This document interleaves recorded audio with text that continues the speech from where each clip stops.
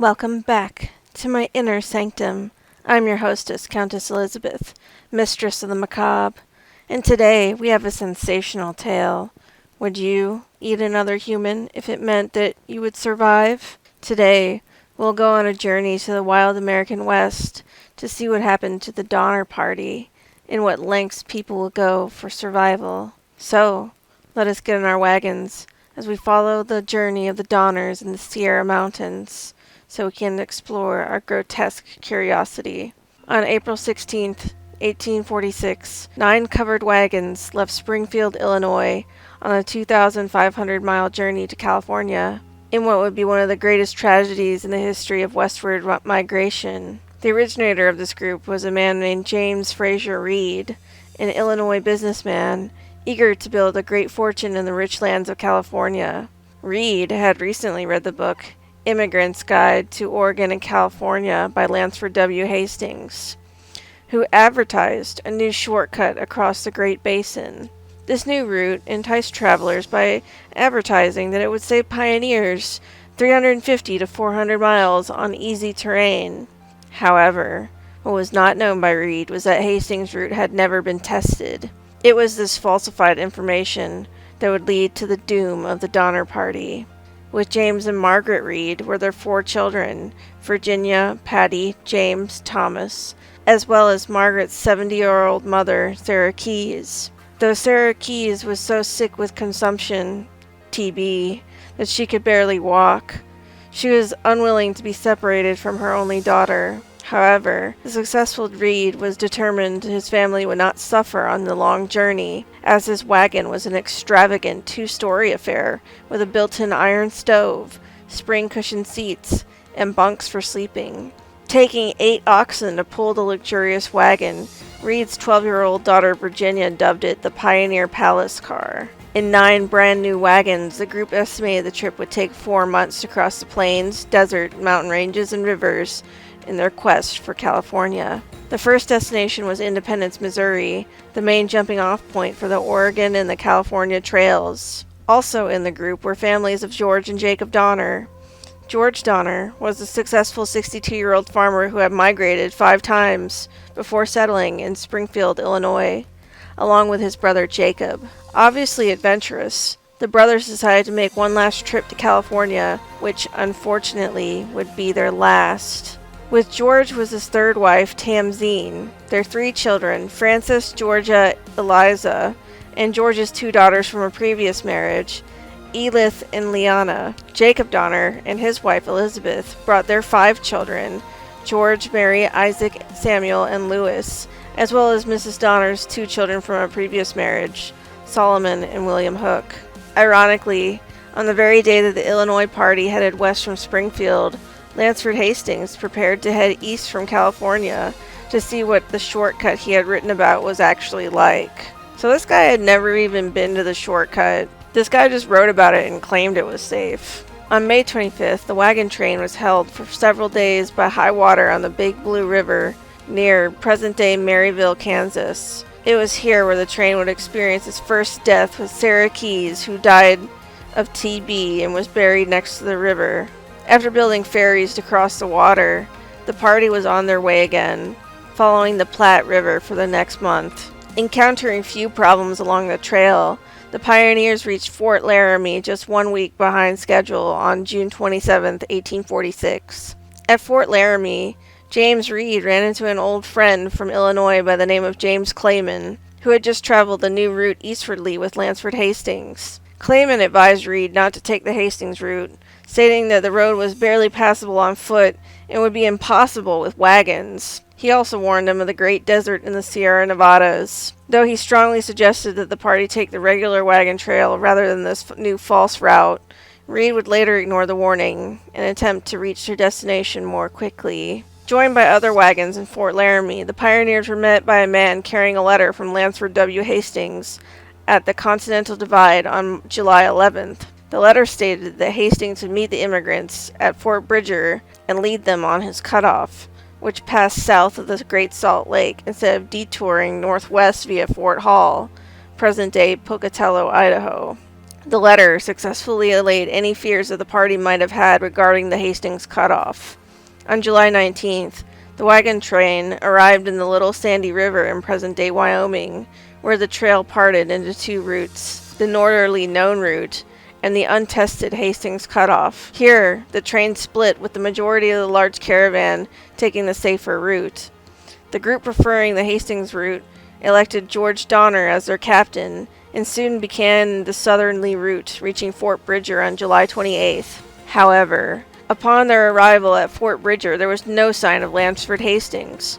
Only a note left with other immigrants resting at the fort. The note indicated that Hastings had left with another group, and that later travelers should follow and catch up. Jim Bridger and his partner Louis Vasquez assured the Donner Party that the Hastings cutoff was a good route. Satisfied, the emigrants rested for a few days at the fort, making repairs to wagons and preparing for the rest of what they thought would be a 7-week journey. On July 31st, the party left Fort Bridger, joined by the McCrutchen family. The group now numbered 74 people and 20 wagons, and for the first week made good progress at about 10 to 12 miles per day. On August 6th, the party reached the Weber River, after having passed through Echo Canyon. Here they came to a halt when they found a note from Hastings advising them not to follow down Weber Canyon, as it was virtually impassable, but rather to take another trail through the Salt Basin. While the party camped near modern-day Hefner, Utah, James Reed, along with 2 other men, forged ahead on horses to catch up with Hastings. Finding the party at the south shore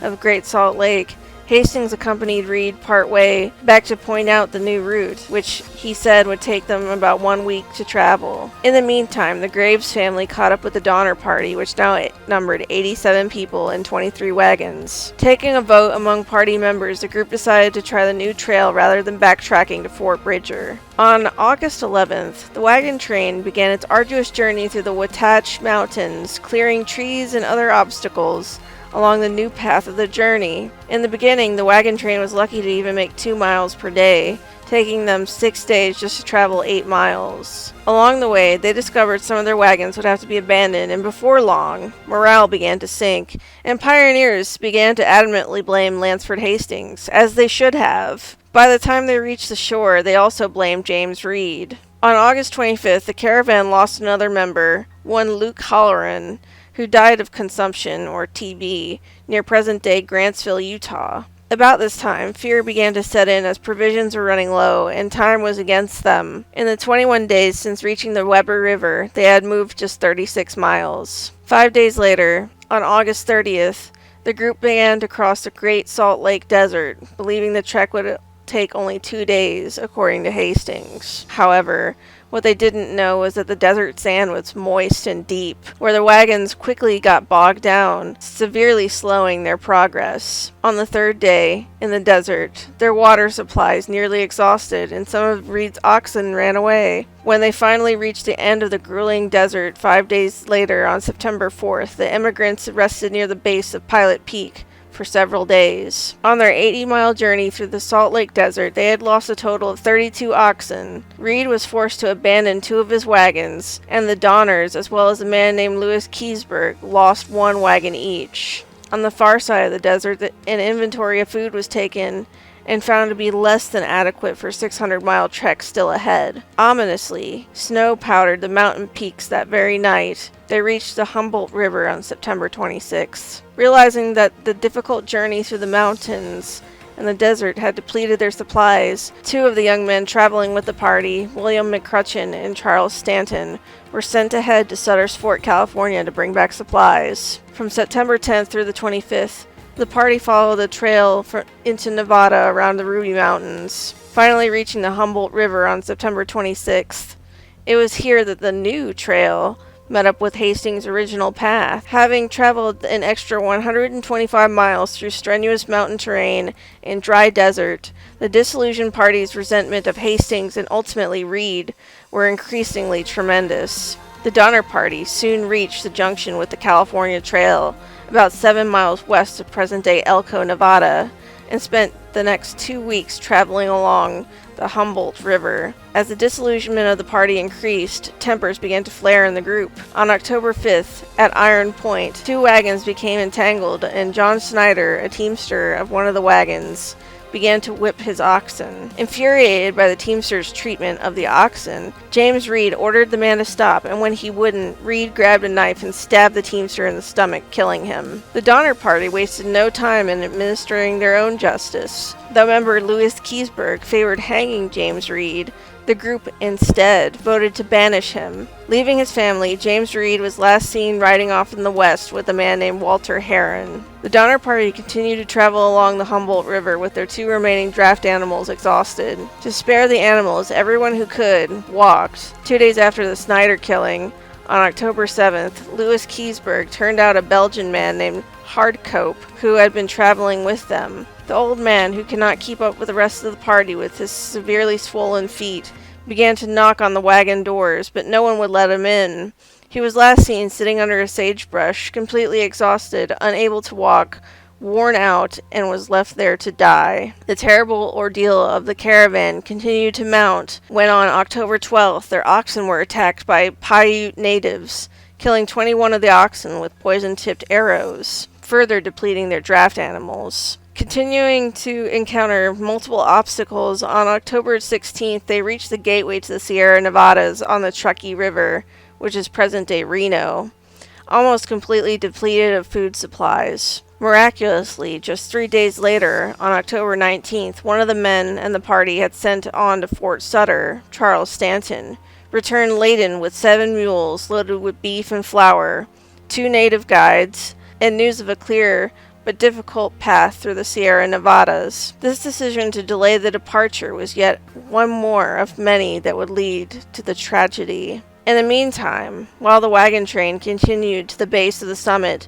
George Donner's wagon axle broke as he fell behind the rest of the party. 22 people, consisting of Donner's family and their hired men, stayed behind while the wagon was repaired. Unfortunately, while cutting timber for the new axle, a chisel slipped and Donner cut his hand badly, causing the group to fall further behind. As the rest of the party continued to what is now known as Donner's Lake, snow began to fall. Stanton and 2 natives who were traveling ahead made it as far as the summit, but could go no further. Hopeless, they retraced their steps, for 5 feet of new snow had already fallen. With the Sierra Pass just 12 miles beyond, the wagon train, after attempting to make the pass through the heavy snow, finally retreated to the eastern end of the lake, where level ground and timber were abundant. At the lake stood one existing cabin, and realizing they were stranded, the group built 2 more cabins, sheltering 59 people, in hopes that the early snow would melt, allowing them to continue their travels. So they're stuck in the snow, just like in Franklin's polar expedition. The 22 people, with the Donners, were about 6 miles behind at Alder Creek. Hastily, as the snow continued, the party built 3 shelters from tents, quilts, buffalo robes, and brush to protect themselves from the harsh condition. At Donner Lake, 2 more attempts were made to get over the pass in 20 feet of snow, until they finally realized they were snowbound for the winter. More small cabins were constructed, many of which were shared by more than one family. The weather and their hopes were not to improve. Over the next 4 months, the remaining men, women, and children would huddle together in cabins and tents. Meanwhile, Reed and McCrutchen were headed back up the mountains, attempting to rescue their stranded companions. 2 days after Reed and McCrutchen started out, it began to rain. As the elevation increased, the rain turned to snow, and 12 miles from the summit, the pair could go no further. Catching their provisions in Bear Valley, they returned to Sutter's Fort, hoping to recruit more men and supplies for the rescue of the Donner Party. However, the Mexican War had drawn away the able-bodied men, forcing any further rescue attempts to wait. Not knowing how many cattle the immigrants had lost, the men believed the party would have enough meat to last them several months. On Thanksgiving, it began to snow again, and the pioneers at Donner Lake killed the last of the oxen for food on November 29th. The very next day, 5 more feet of snow fell, and they knew that any plans for a departure were dashed. Many of the animals, including Sutter's mules, had wandered off into the storms, and their bodies were lost under the snow. A few days later, the last few cattle were slaughtered for food, and the party began eating boiled hides, twigs, bones, and bark. Some of the men tried to hunt, but with little success. On December 15th, Valise Williams died of malnutrition, and the group realized that something had to be done before they all died. The next day, 5 men and 9 women and 1 child departed on snowshoes for the summit, determined to travel 100 miles to Sutter's Fort. However, with only meager rations and already weak from hunger, the group faced a challenging ordeal. On the 6th day, their food ran out, and for the next 3 days, no one ate while they traveled through the grueling high winds and freezing weather. One member of the party, Charles Stanton, snowblind and exhausted, was unable to keep up with the rest of the party and told them to go on. He never rejoined the group. A few days later, the party caught in a blizzard and had great difficulty getting a fire lit. Antonio, Patrick Dolan, Franklin Graves, and Lemuel Murphy soon died, and in desperation, the others resorted to cannibalism, feeding off the bodies of the dead. Living off the bodies of those who died along the path to Sutter's Fort, the snowshoeing survivors were reduced to 7 by the time they reached the safety of the western side of the mountains on January 19, 1847. Only 2 of the 10 men survived, including William Eady and William Foster, but all 5 women lived through the journey. Of the 8 dead, 7 had been cannibalized. Immediately, messages were dispatched to neighboring settlements as area's residents rallied to save the rest of the Donner Party. On February 5th, the first relief party of 7 men left Johnson's Ranch, and second, headed by James Reed, left 2 days later. On February 19th, the first party reached the lake, finding what happened to be a deserted camp until the ghostly figure of a woman appeared. 12 of the emigrants were dead, and of the 48 remaining, many had gone crazy or were barely clinging to life. However, this nightmare was by no means over. Not everyone could be taken out at one time, and since no pack animals could be brought in, few food supplies were brought in. The first relief party soon left with 23 refugees, but during the party's travels back to Sutter's Fort, 2 more children died. En route to the mountains, the first relief party met the second relief party coming from the opposite way, and the Reed family was reunited after 5 months. On March 1st, the second relief party finally arrived at the lake, finding grisly evidence of cannibalism. The next day, they arrived at Alder Creek to find the Donners had resorted to cannibalism as well. On March 3rd, Reed left camp with 17 surviving immigrants, but 2 days later they were caught in another blizzard. When it cleared, Isaac Donner had died, and most of the refugees were too weak to travel. Reed and another rescuer, Hiram Miller, took 3 of the refugees with them, hoping to find food they had stored on the way up. The rest of the pioneers stayed at what would be known as the Starved Camp. On March 12th, the third relief, led by William Eady and William Foster, reached the Starved Camp, where Mrs. Graves and her son Franklin had also died. The 3 bodies, including that of Isaac Donner, had been cannibalized. The next day, they arrived at the lake camp to find both their sons had died. On March 14th, they arrived at Alder Camp to find that George Donner was dying from an infection from his hand that he had injured months before. His wife Tamzine, though in comparatively good health, refused to leave him, sending her 3 little girls on without her. The relief party soon departed with 4 more members of the party, leaving those who were too weak to travel. 2 rescuers, Jean-Baptiste Trudeau and Nicholas Clark, were left behind to care for the Donners, but soon abandoned them to catch up with the relief party. A 4th relief party was set out in late March, but were soon stranded in a blinding snowstorm for several days. On April 17th, the relief party reached the camps to find only Louis Keseberg alive among the mutilated remains of his former companions. Keseberg was the last member of the Donner Party to arrive at Sutter's Fort on April 29th. It took 2 months and 4 relief parties to rescue the entire surviving Donner Party. In the Donner Party tragedy, 2/3 of the men of the party perished, while 2/3 of the women and children lived. 41 individuals died, and 46 survived. In the end, 5 had died before reaching the mountains, 35 perished either at the mountain camps or trying to cross the mountains, and 1 died just after reaching the valley. Many of those who lived lost toes to frostbite. Some blame power-hungry Lansford W. Hastings for the tragedy, while others blame James Reed for not heeding Clayman's warning about the deadly route. Donner Lake, named for the party, is today a popular mountain resort near Truckee, California, and the Donner Camp has been designated as a National Historic Landmark. Well, that was truly a grotesque tale. Hopefully you stuck with me through this one. I know that there were a lot of details I had to cut out. I think it was all Lansford Hastings' fault, especially since he had never been on the journey to his famous cutoff. May the souls of those who were eaten rest in peace. Thank you for watching the video. Subscribe, like, and share if you would also like to keep exploring our grotesque curiosity. We will meet again in the darkness of the night.